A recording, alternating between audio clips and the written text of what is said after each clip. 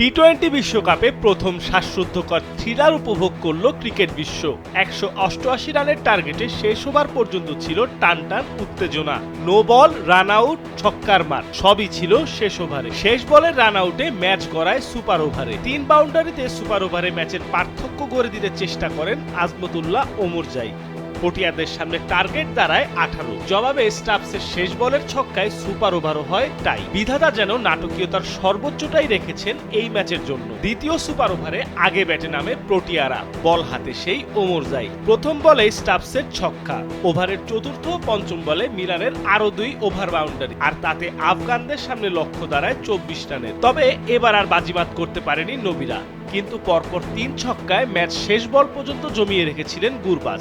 শেষ বলে জয়ের জন্য দরকার ছিল ১ ছক্কার, তবে ম্যাচটি নিজেদের করে নিয়েছে প্রোটিয়ারা।